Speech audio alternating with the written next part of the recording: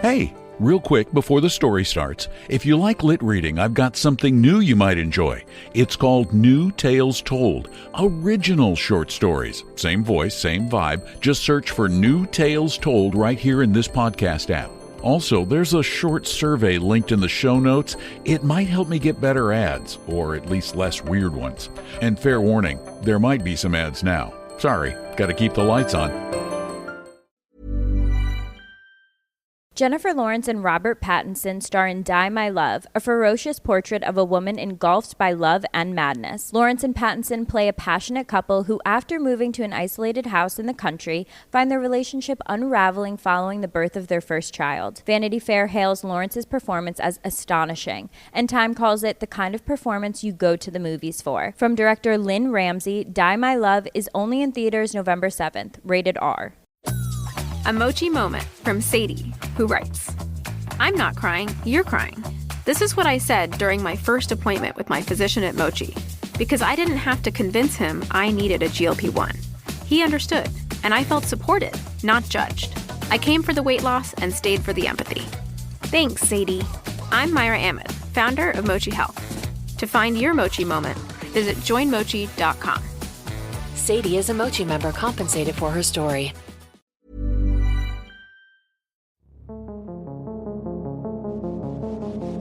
Welcome to Lit Reading. I'm Don McDonald. This is one of those scary stories that sneaks up on you. It looks like just another day in small-town America sometime around the early 1950s. But then, something is wrong. Something is hanging there. And what's most unsettling isn't the horror itself. It's how calmly everyone else reacts. Philip K. Dick wrote The Hanging Stranger in 1953, and it remains one of his most chilling short stories. It's about paranoia, conformity, and the terrifying idea that maybe you're the only one who sees the truth. Here now is The Hanging Stranger.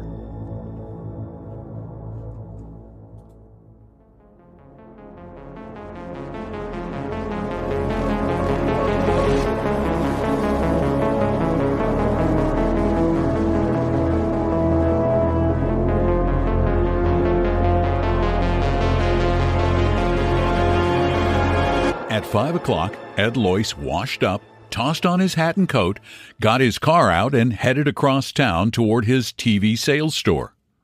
He was tired.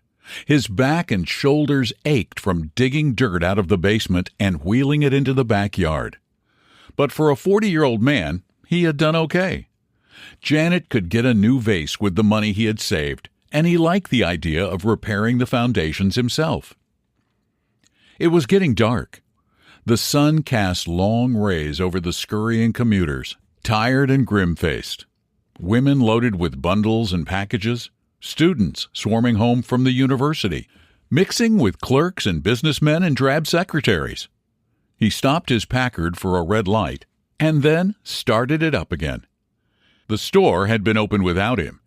He'd arrived just in time to spell the help for dinner, go over the records of the day, maybe even close a couple of sales himself. He drove slowly past the small square of green in the center of the street, the town park. There were no parking places in front of Loyce TV Sales and Service. He cursed under his breath and swung the car in a U-turn. Again, he passed the little square of green with its lonely drinking fountain and bench and single lamppost. From the lamppost, something was hanging, a shapeless, dark bundle swinging a little with the wind, like a dummy of some sort. Loyce rolled down his window and peered out. What the hell was it? A display of some kind? Sometimes the Chamber of Commerce put up displays in the square. Again, he made a U-turn and brought his car around. He passed the park and concentrated on the dark bundle. It wasn't a dummy. And if it was a display, it was a strange kind. The hackles on his neck rose, and he swallowed uneasily. Sweat slid out on his face and hands. It was a body. A human body. "Look at it!" Loyce snapped. "Come on out here!" Don Ferguson slowly came out of the store, buttoning his pinstripe coat with dignity. "This is a big deal, Ed. I can't just leave the guy standing there." "See it?" Ed pointed in the gathering gloom. The lamppost jutted up against the sky, the post and the bundle swinging from it. "There it is! How the hell long has it been there?" His voice rose excitedly. "What's wrong with everybody? They just walk on past." Don Ferguson lit a cigarette slowly. "Take it easy, old man. There must be a good reason, or it wouldn't be there." "A reason? What kind of a reason?" Ferguson shrugged. "Like the time the Traffic Safety Council put that wrecked Buick there. Some sort of civic thing. How would I know?" Jack Potter from the shoe shop joined them. "What's up, boys?" "There's a body hanging from the lamppost," Lois said. "I'm going to call the cops." "They must know about it," Potter said, "or otherwise it wouldn't be there." "I gotta get back in." Ferguson headed back into the store. "Business before pleasure." Lois began to get hysterical. "You see it? You see it hanging there? A man's body! A dead man!" "Sure, Ed. I saw it this afternoon when I went out for coffee." "You mean it's been there all afternoon?" "Sure. What's the matter?" Potter glanced at his watch. "Have to run. See you later, Ed." Potter hurried off, joining the flow of people moving along the sidewalk. Men and women passing by the park. A few glanced up curiously at the dark bundle and then went on. Nobody stopped. Nobody paid any attention. "I'm going nuts," Lois whispered. He made his way to the curb and crossed out into traffic among the cars. Horns honked angrily at him. He gained the curb and stepped up into the little square of green. The man had been middle-aged. His clothing was ripped and torn. A gray suit, splashed and caked with dried mud. A stranger. Lois had never seen him before. Not a local man. His face was partly turned away, and in the evening wind he spun a little, turning gently, silently. His skin was gouged and cut. Red gashes, deep scratches of congealed blood. A pair of steel-rimmed glasses hung from one ear, dangling foolishly. His eyes bulged. His mouth was open, tongue thick and ugly blue. "For heaven's sake!" Lois muttered, sickened. He pushed down his nausea and made his way back to the sidewalk. He was shaking all over with revulsion and fear. Why? Who was the man? Why was he hanging there? What did it mean? And why didn't anybody notice? He bumped into a small man hurrying along the sidewalk. "Watch it!" the man grated. "Oh, it's you, Ed." Ed nodded dazedly. "Hello, Jenkins." "What's the matter?" The stationery clerk caught Ed's arm. "You look sick." "The body, there in the park." "Sure, Ed." Jenkins led him into the alcove of Lois TV Sales and Service. "Take it easy." Margaret Henderson from the jewelry store joined them. "Something wrong?" "Ed's not feeling well." Lois yanked himself free. "How can you stand here? Don't you see it, for God's sake?" "What's he talking about?" Margaret asked nervously. "The body!" Ed shouted. "The body hanging there!" More people collected. "Is he sick? It's Ed Lois. You okay, Ed?" "The body!" Lois screamed, struggling to get past them. Hands caught at him. He tore loose. "Let me go! The police! Get the police!" "Ed, better get a doctor." "He must be sick. Or drunk." Lois fought his way through the people. He stumbled and half fell. Through a blur, he saw rows of faces, curious, concerned, anxious. Men and women halting to see what the disturbance was. He fought past them toward his store. He could see Ferguson inside talking to a man, showing him an Emerson TV set. Pete Foley in the back of the service counter, setting up a new Philco. Lois shouted at them frantically. His voice was lost in the roar of traffic and the murmuring around him. "Do something!" he screamed.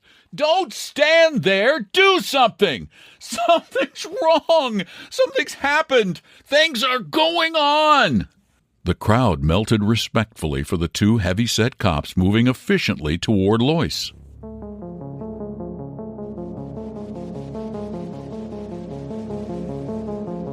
Name? The cop with the notebook murmured. Loyce.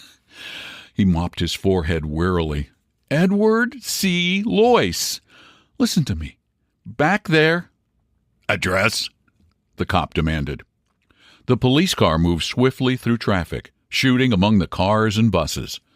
Lloyd sagged against the seat, exhausted and confused. He took a deep, shuddering breath. 1368 Hurst Road. That here in Pikeville? Loyce pulled himself up with a violent effort.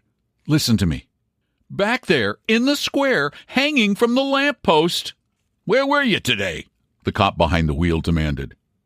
Where? Loyce echoed. You weren't in the shop, were you? No. He shook his head. No, I was home, down in the basement. In the basement? Digging. A new foundation. Getting out the dirt to pour a cement frame. Why? What has that to do with... Was anybody else down there with you? No. My wife was downtown. My kids were at school. Loyce looked from one heavy-set cop to the other. Hope flickered across his face. Wild hope. You mean because I was down there I missed the explanation? I didn't get in on it? Like everybody else? After a pause, the cop with the notebook said, That's right. You missed the explanation. Then it's official. The body, it's supposed to be hanging there. It's supposed to be hanging there for everybody to see. Ed Loyce grinned weakly. Good Lord. I guess I sort of went off the deep end. I thought maybe something had happened. You know, something like the Ku Klux Klan. Some kind of violence, communists or fascists taking over. He wiped his face with his breast pocket handkerchief, his hand shaking. I'm glad to know it's on the level. It's on the level. The police car was getting near the Hall of Justice. The sun had set. The streets were gloomy and dark. The lights had not yet come on. I feel better, Loyce said. I was pretty excited there for a minute. I guess I got all stirred up. Now that I understand, there's no need to take me in, is there? The two cops said nothing. I should be back at my store. The boys haven't had dinner. I'm all right now. No more trouble. Is there any need of... This won't take long, the cop behind the wheel interrupted. A short process, only a few minutes. I hope it's short, Loyce muttered. The car slowed down for a stoplight. I guess I sort of disturbed the peace. Funny, getting excited like that, and Loyce yanked the door open. He sprawled out into the street and rolled to his feet. Cars were moving all around him, gaining speed as the light changed. Loyce leaped to the curb and raced among the people, burrowing into the swarming crowds. Behind him he heard sounds, shouts, people running. They weren't cops. He had realized that right away. He knew every cop in Pikeville. A man couldn't own a store, operate a business in a small town for 25 years without getting to know all the cops. They weren't cops, and there hadn't been any explanation. Potter, Ferguson, Jenkins, none of them knew why it was there. They didn't know, and they didn't care. That was the strange part. Loyce ducked into a hardware store. He raced toward the back, past the startled clerks and customers, into the shipping room, and through the back door. He tripped over a garbage can and ran up a flight of concrete steps. He climbed over a fence and jumped down on the other side, gasping and panting. There was no sound behind him. He had got away. He was at the entrance of an alley, dark and strewn with boards and ruined boxes and tires. He could see the street at the far end. A streetlight wavered and came on. Men and women, stores, neon signs, cars, and to his right, the police station. He was close, terribly close. Past the loading platform of a grocery store rose the white concrete side of the Hall of Justice. Barred windows, the police antenna, a great concrete wall rising up in the darkness. A bad place for him to be near. He was too close. He had to keep moving, get farther away from them. Them? Loyce moved cautiously down the alley. Beyond the police station was City Hall. The old-fashioned yellow structure of wood and gilded brass and broad cement steps. He could see the endless rows of offices, dark windows, the cedars and beds of flowers on each side of the entrance. And something else. Above City Hall was a patch of darkness, a cone of gloom denser than the surrounding night, a prism of black that spread out and was lost into the sky. He listened. Good God, he could hear something. Something that made him struggle frantically to close his ears, his mind, to shut out that sound. A buzzing, a distant muted hum like a great swarm of bees. Lois gazed up, rigid with horror. The splotch of darkness hanging over City Hall. Darkness so thick it seemed almost solid. In the vortex something moved. Flickering shapes. Things descending from the sky, pausing momentarily above the City Hall, fluttering over it in a dense swarm, and then dropping silently onto the roof. Shapes. Fluttering shapes from the sky, from the crack of darkness that hung above him. He was seeing them. For a long time Lois watched, crouched behind a sagging fence in a pool of scummy water. They were landing, coming down in groups, landing on the roof of the City Hall and disappearing inside. They had wings, like giant insects of some kind. They flew and fluttered and came to rest, and then crawled crab fashion sideways across the roof and into the building. He was sickened and fascinated. Cold night wind blew around him, and he shuddered. He was tired, dazed with shock. On the front steps of the City Hall were men standing here and there, groups of men coming out of the building and halting for a moment before going in. Were there more of them? It didn't seem possible. What he saw descending from the black chasm weren't men. They were alien, from some other world, some other dimension, sliding through this slit, this break in the shell of the universe, entering through this gap, winged insects from another realm of being.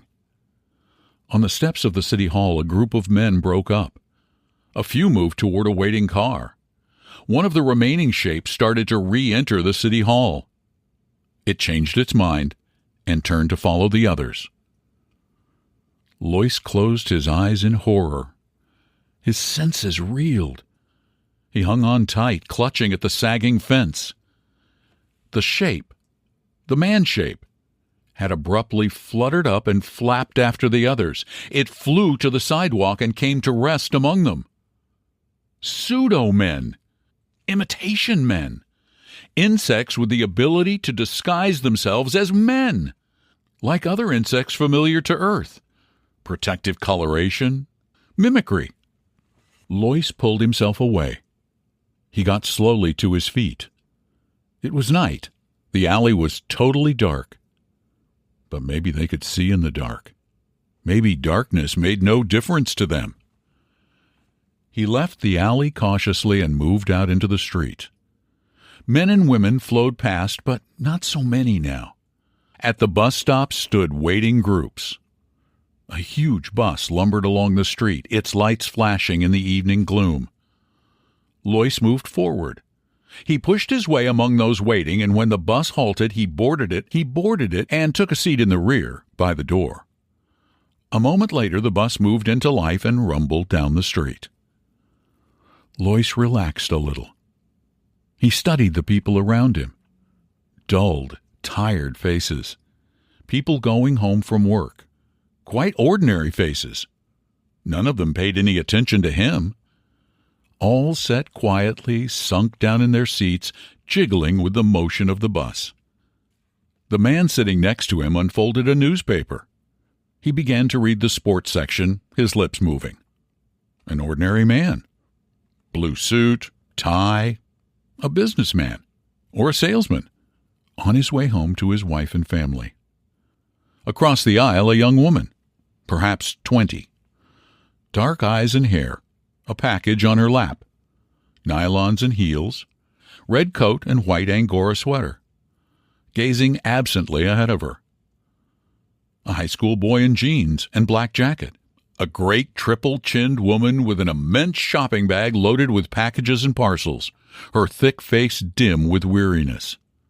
Ordinary people, the kind that rode the bus every evening, going home to their families, to dinner, going home with their minds dead, controlled, filmed over with the mask of an alien being that had appeared and taken possession of them, their town, their lives.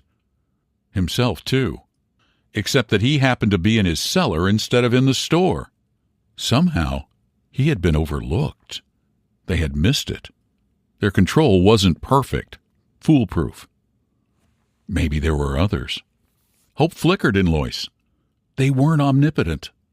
They had made a mistake, not got control of him.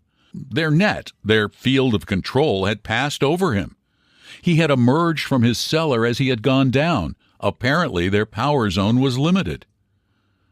A few seats down the aisle, a man was watching him. Lois broke off his chain of thought. A slender man with dark hair and a small mustache. Well-dressed, brown suit and shiny shoes. A book between his small hands. He was watching Lois, studying him intently. He turned quickly away. Lois tensed. One of them? Or another they had missed. The man was watching him again. Small dark eyes, alive and clever. Shrewd. A man too shrewd for them. Or one of the things itself, an alien insect from beyond. The bus halted. An elderly man got on slowly and dropped his token into the box. He moved down the aisle and took a seat opposite Lois. The elderly man caught the sharp-eyed man's gaze. For a split second, something passed between them, a look rich with meaning. Lois got to his feet. The bus was moving. He ran to the door, one step down into the well. He yanked the emergency door release. The rubber door swung open. "Hey!" the driver shouted, jamming on the brakes. "What the hell?" Lois squirmed through. The bus was slowing down. Houses on all sides, a residential district, lawns and tall apartment buildings. Behind him, the bright-eyed man had leaped up.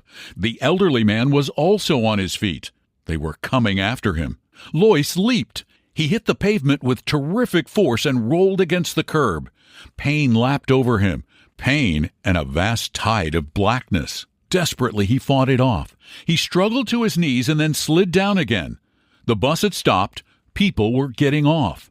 Lois groped around. His fingers closed over something. A rock lying in the gutter. He crawled to his feet, grunting with pain. A shape loomed before him. A man. The bright-eyed man with the book. Lois kicked. The man gasped and fell. Lois brought the rock down. The man screamed and tried to roll away. "Stop! Stop! For God's sake, listen!" He struck again, a hideous crunching sound. The man's voice cut off and dissolved in a bubbling wail. Lois scrambled up and back. The others were there now, all around him. He ran awkwardly, down the sidewalk, up a driveway. None of them followed him. They had stopped and were bending over the inert body of the man with the book, the bright-eyed man who had come after him. Had he made a mistake? But it was too late to worry about that. He had to get out, away from them, out of Pikeville, beyond the crack of darkness, the rent between their world and his.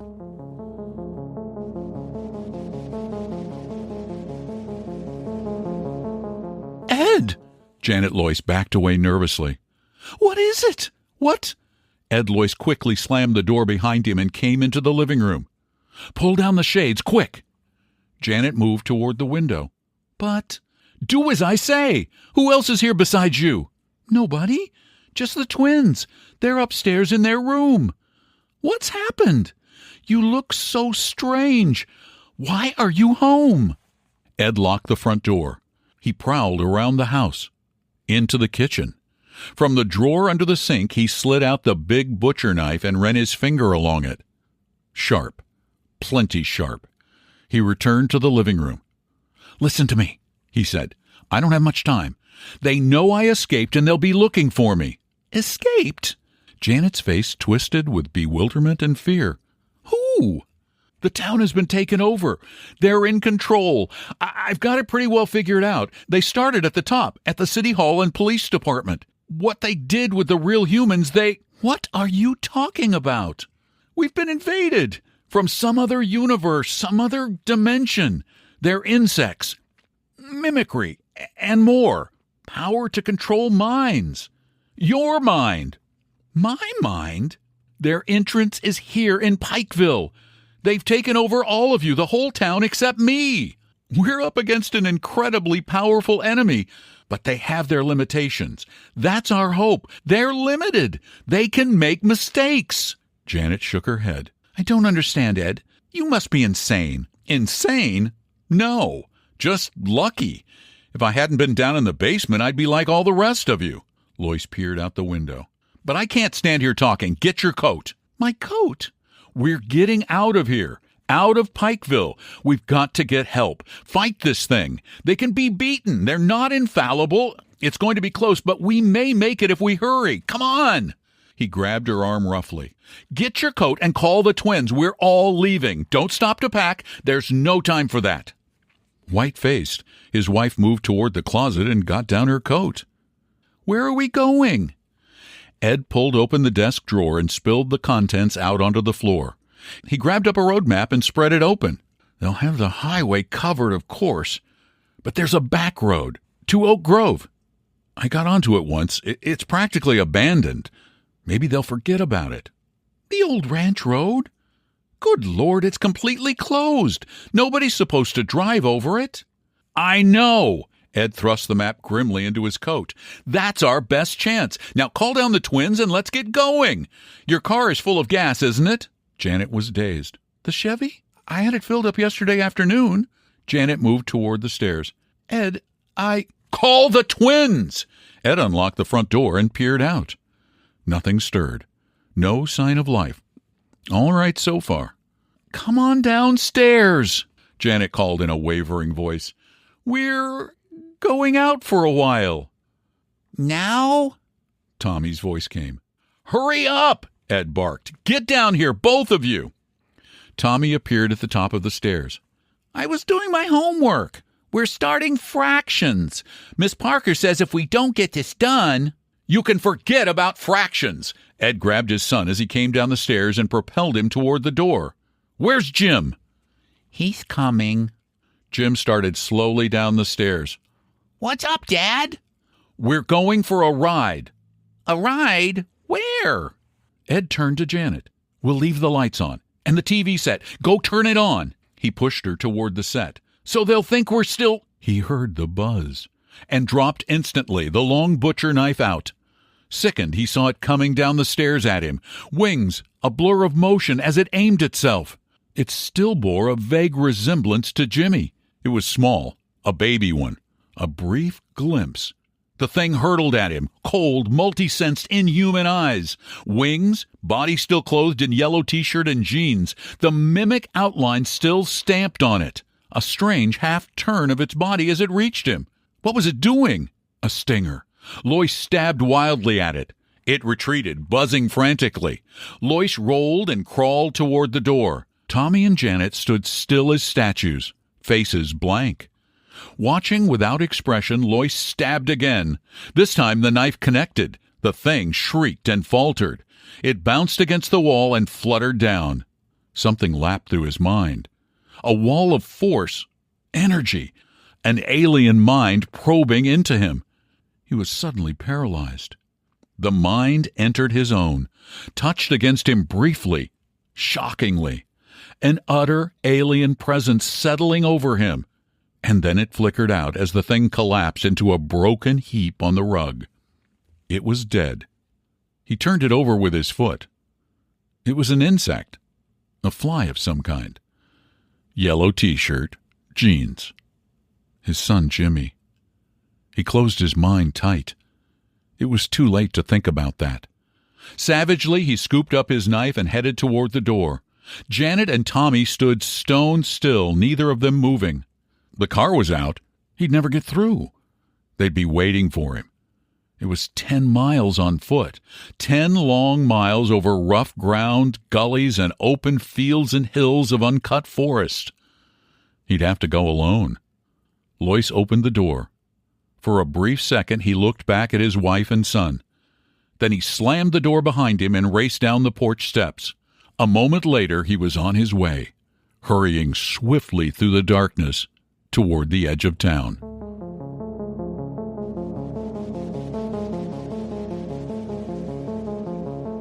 The early morning sunlight was blinding. Lois halted, gasping for breath, swaying back and forth. Sweat ran down in his eyes. His clothing was torn, shredded by the brush and thorns through which he had crawled.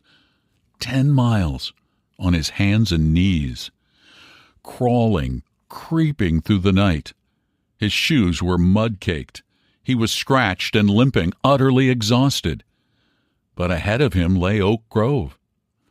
He took a deep breath and started down the hill. Twice he stumbled and fell, picking himself up and trudging on. His ears rang. Everything receded and wavered. But he was there. He had got out, away from Pikeville. A farmer in a field gaped at him. From a house, a young woman watched in wonder. Lois reached the road and turned onto it. Ahead of him was a gasoline station and a drive-in. A couple of trucks, some chickens pecking in the dirt, a dog tied with a string. The white-clad attendant watched suspiciously as he dragged himself up to the station. Thank God! He caught hold of the wall. I didn't think I was going to make it. They followed me most of the way. I could hear them buzzing and flitting around behind me. What happened? The attendant demanded. You in a wreck? A hold-up? Lois shook his head wearily. They have the whole town, the city hall and the police station. They hung a man from the lamppost. That was the first thing I saw. They've got all the roads blocked. I saw them hovering over the cars coming in. About 4 this morning, I got beyond them. I knew it right away. I could feel them leave. And then the sun came up. The attendant licked his lips nervously. You're out of your head. I better get a doctor. Get me into Oak Grove, Lois gasped. He sank down on the gravel. We've got to get started cleaning them out.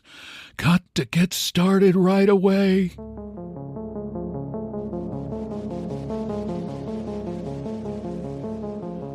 They kept a tape recorder going all the time he talked.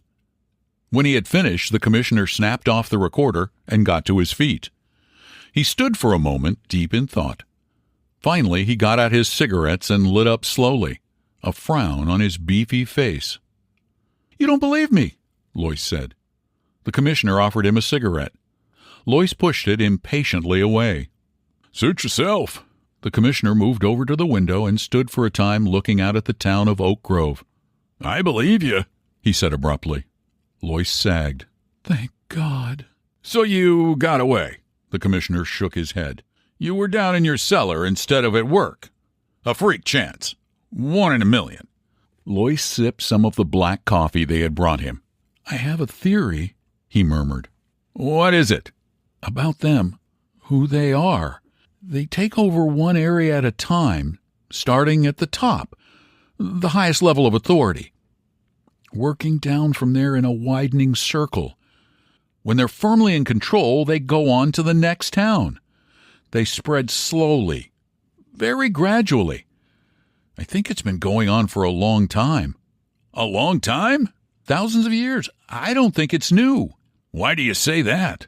When I was a kid, a picture they showed us in Bible League, a religious picture, an old print, the enemy gods, defeated by Jehovah. Moloch, Beelzebub, Moad, Balaam, and Ashtaroth. So? They were all represented by figures. Lois looked up at the commissioner.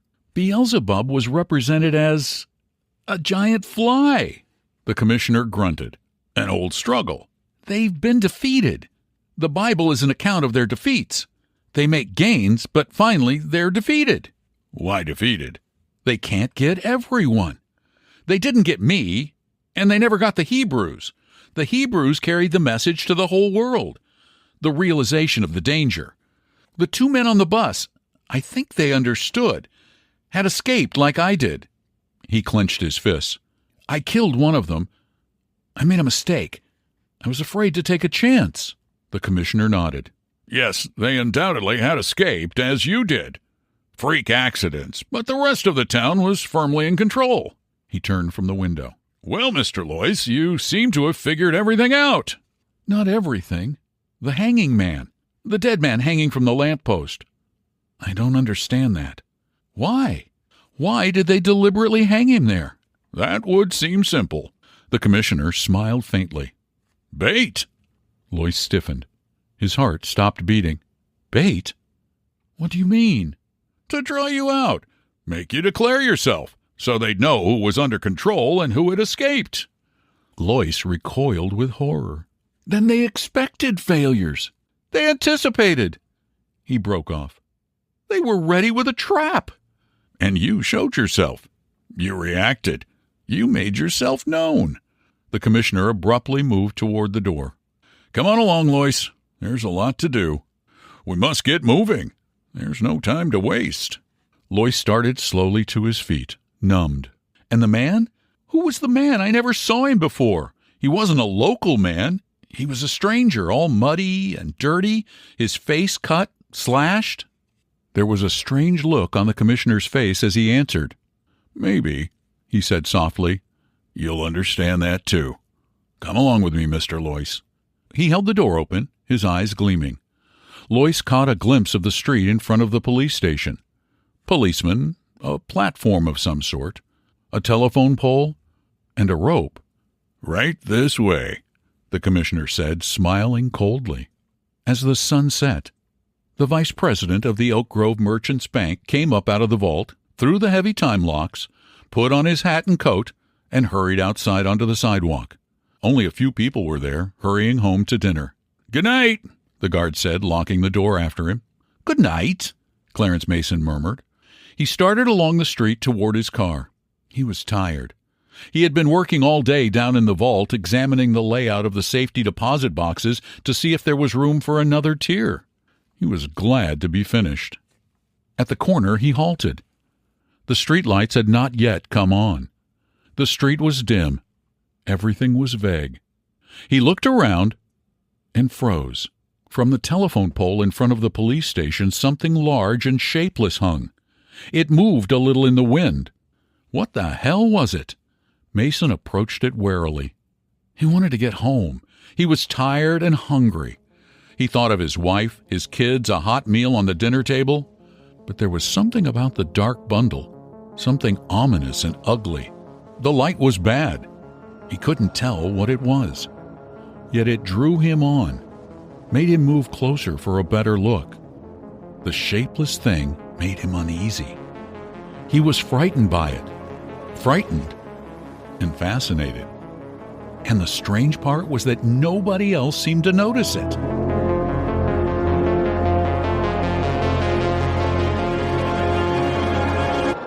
Philip K. Dick is best known today as one of the great science fiction visionaries of the 20th century. Stories like Do Androids Dream of Electric Sheep, the basis for Blade Runner, and The Man in the High Castle made him famous for exploring paranoia, shifting realities, and the uneasy feeling that the world isn't quite what it seems. But this story goes back to the beginning. The Hanging Stranger was first published in 1953 in one of those cheap pulp magazines. And here's why we can bring it to you today. Back then, if a publisher didn't file a copyright renewal after 28 years, the story just slipped into the public domain. No renewal was ever filed for this story, which means we get to experience it now exactly as readers first did more than 70 years ago. Thanks for listening to Lit Reading. Please tell a friend or two about the show, and remember, when holidays roll around, we do themes like in October when we do scary stories like this. So please check in often, and if you like what you hear, please leave a review on Apple Podcasts or comment on Spotify. I'm Don McDonald. Thanks for listening to Lit Reading.